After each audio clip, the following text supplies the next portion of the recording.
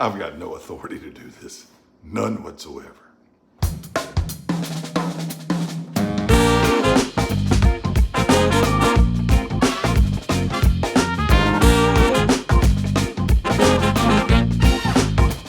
Hey, you're watching Big Lou Barbecue and other things I want to do. I'm Big Lou and this is what I've got going on for you. I'm going to cook some fish and chips and I'm going to take you along with me. Now, if you're watching this is not a tutorial. I'm not going to show you how to cook authentic fish and chips. You're going to watch this for the same reason people watch NASCAR, for the wrecks, because I don't think I've ever really cooked authentic fish and chips before. Oh, I fried a lot of fish, but you see, I'm from the American South, right? And we fry catfish in cornmeal, all right? And seafood like shrimp and oysters and stuff in cornmeal, not in flour-based beer batters like fish and chips are. And, you know, so I'm from the American South. But hey, my grandfather was British. Yep, he was a Yorkshireman. That doesn't qualify me to cook fish and chips, though, does it? I've been to England twice in my life. I'm 52 years old. I've been to England twice. Once in 1982 and once in 2013. Had fish and chips both times, but that still doesn't qualify me to be an expert on cooking fish and chips. Also, this is my first time. Anyway, thought I'd document it for you. So this isn't really a tutorial. This is let's see what happens. This might be a disaster. I'm going to use my new, it's not really new anymore. I've had it about a month. My new basket to go in my Lodge cast iron Dutch oven for frying. And I want to fry fish and chips. And I got some cod. Yep, cod from Emerald Isle, Alaska. Sent to me by the Bitty Sub. And the folks, nice folks at Emerald Isle, Alaska, they treat me well too. I tell you what, that's a good place to order some fantastic fish from. Fish and chips is traditionally, I think, with cod or halibut or herring or haddock or some kind of white fish that starts with H, but I'm gonna use bacalao. That's Spanish for cod. Let's get this done. All right, I got half a dozen russets here. They're not real big russets, and I've peeled them with the same knife I'm about to slice them with. Now, the Brits like to make fun of Americans for calling them French fries and when they call them chips, you know. Well, we call them chips if they were sliced this way and round like a cow pie, you know, then it would be like a cow chip. We'd call them chips. But when we French cut them, we call them French fries, all right? Actually, the British chips are more like steak fries, and they're cut about like this, you know, about like that. And that's how I'm gonna cut these.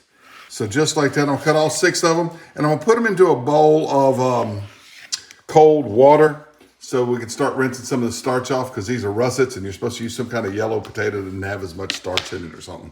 Anyway, I'm gonna soak them in water and rinse them a couple times before we fry. All half dozen of potatoes are cut. They're gonna soak in this water as we prepare the fish. All right, you wanna kind of cut these in pieces, you know, where they'll cook evenly and whatnot. So I'm just gonna cut right through here like that. And I'm gonna cut this one right like that. And then I've got these 4 pieces of cod there.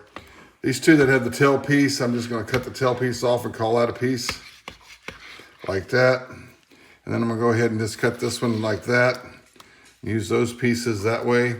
And do the same here. I'm probably gonna cut this right here like that.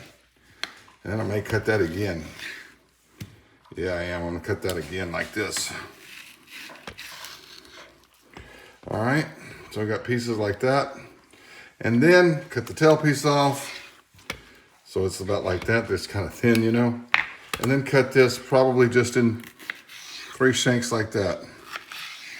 There we go. Oops, before we got to make the batter, I want to salt these fish. Just gonna put a light dusting of salt on the pieces of cod. All right, I'm gonna do the same to the other side of them. We'll turn them over, then we'll make the batter. All right, I've got that much. That's yay much flour in a bowl. That's an exact measurement. What I'm gonna do is I'm gonna put so much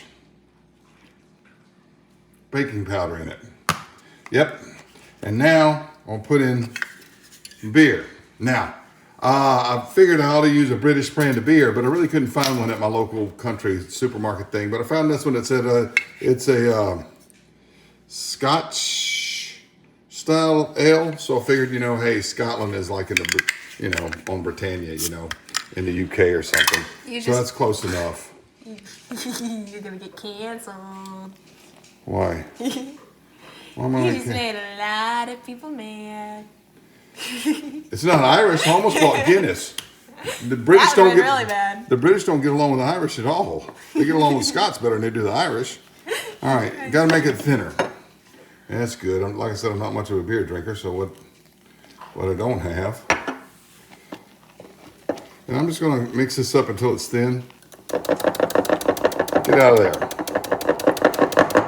You don't need to see this part. I'm going to mix this up until it's thin.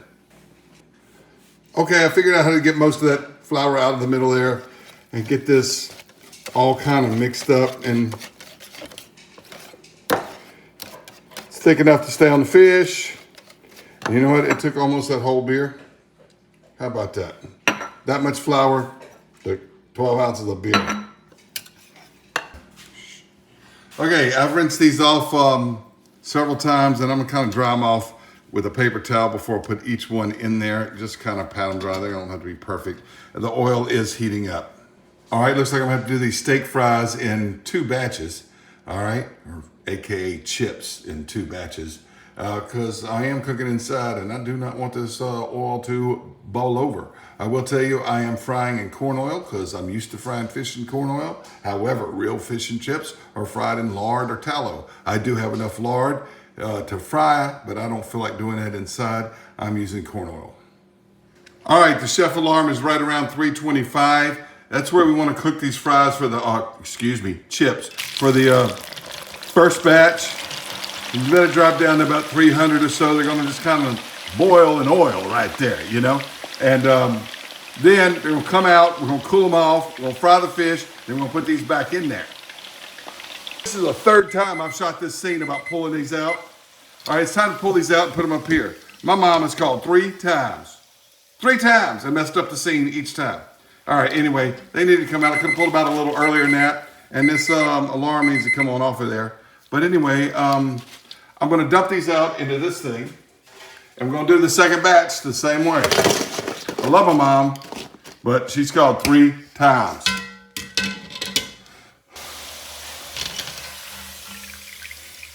All right, the second batch is done. Let it drain for a moment with this cool fry basket in my 7-quart Dutch oven. I really like it. Makes me feel like a professional deep fryer. All right, these go with the other ones. And we're gonna let them sit over there while we fry fish. All right, while that comes up to temp over there on my chef alarm, I'm just gonna put each piece of fish in here. I'm gonna fry in the first batch and get them like that. Watch this, watch this, watch this. Up, get up there. Get up there. How about that? See, chef alarm's telling me it's 350. Let's cook this fish. All right, now, unlike the fries, shut up. That's the alarm I'm talking to, not you. Unlike the fries, this battered fish, I'm gonna put in here, have the basket already down. Now, remember I said for the NASCAR wrecks, if it was like breading, like cornmeal or something, I'd let it dry for a little bit before putting it in here. But I'm just gonna pull it out and just lay them in there like that. May take several batches.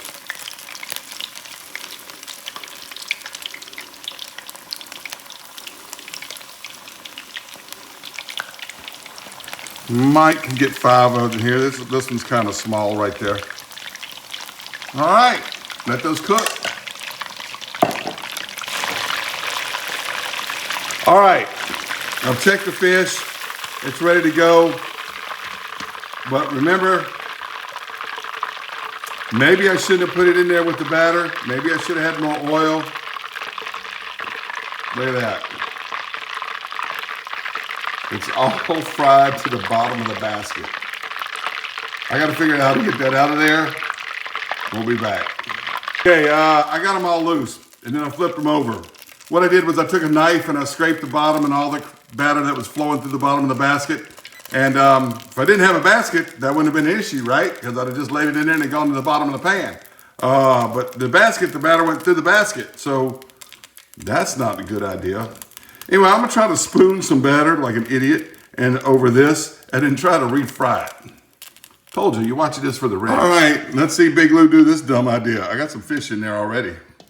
Spoon that right on top of that and see if we can fry it like that. Probably gonna make it stick again. But you know, you want it crispy, right? Hey, I tasted some of this batter and it does taste good. It sure does. Get on there. Get on there. Let's drop this fish in here just for a few more minutes, see if I can fry that batter that's on top of it. Woo! All right, now that it looks like that, let's see if I can gently turn them over. Maybe not. Got that one. This may be a little gruesome. That one's gonna go over. Look at that. This one? Nah. See, the fish is done. Ah!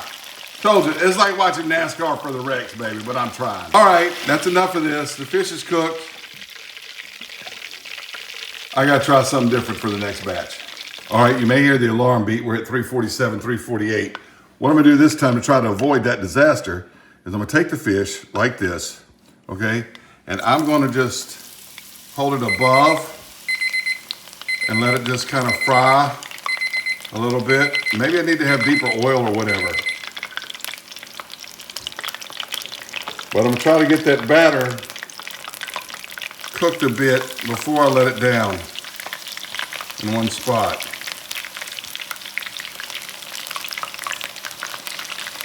See how that goes. And if that didn't work, I'm throwing this basket away.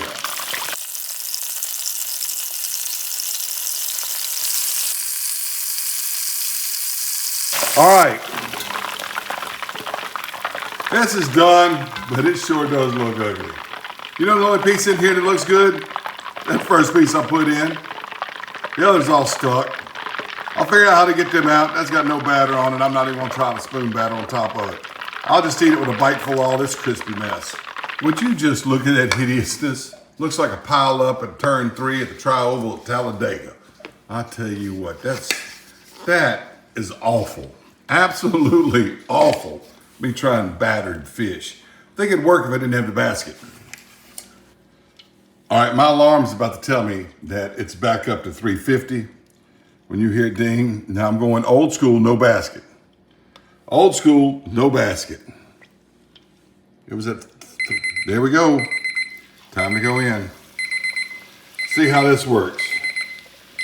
Old school, no basket. Basket was helpful for the fries, but not so much for battered fish. Yeah, you see it's just floating now, not sticking to the basket. All right. That is the last piece of fish. All right, this seems to be working. It's floating. I'm gonna turn it over with a slotted spoon. Not that God blessed basket. All right, now. This fish is done. It's floating, but I did check it with the thermometer. That's why it was holding it right there. But look, I'm just gonna get it out with a slotted spoon. Put it over here on top of that restrictor plate pile up.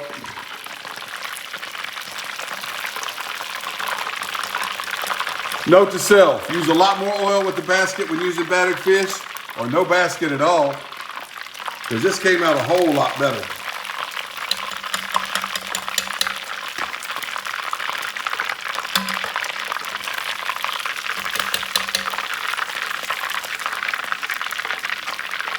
A lot of oil in that one.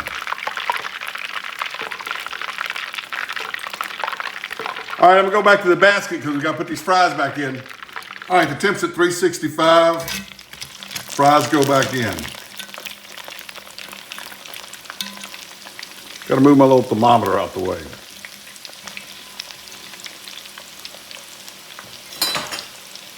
Get them all under the grease. I need to have more oil. I think that was my issue.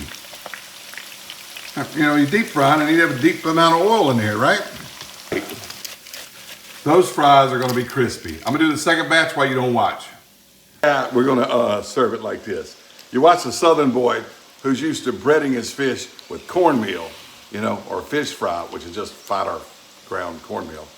and actually making a batter to do British fish and chips. Hannah, how is it?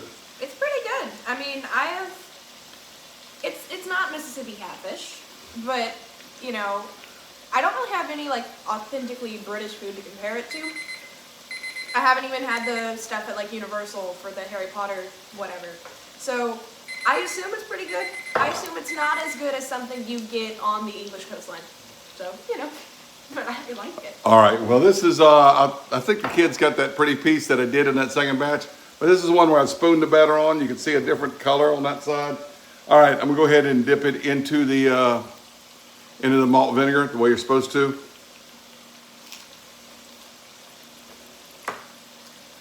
You know what? That EI Alaska fish is so good that even a southern idiot that fries catfish and cornmeal can't mess it up by trying to do British fish and chips. It's actually pretty good. And the pieces that the batter didn't stick to, oh well, we'll eat that too. Now, let's try these crispy fries. Excuse me, chips. Yep, that's good. Gotta go in the malt vinegar. I love salt and vinegar potato chips. They're patterned after the British style of dipping, you know, fries, chips in malt vinegar. I will say this. That's good stuff. You know, the joke is that English and the cuisine from the British Isles isn't always that great. But I think that's a strange stereotype because, yeah, they don't know how to put hot sauce on things like we do here in Louisiana. They don't have stuff like jambalaya and gumbo and crawfish. But there's a lot of really interesting things they do, and they can bake like nobody's business. So I would like to break that stereotype, I guess. I don't know. Thank you for that. So much for the short video. Love you, Hannah. Say hi, Hannah. Hi, Hannah. Hi, Hannah. Worked since she was 14. She's 20 now. Thank y'all.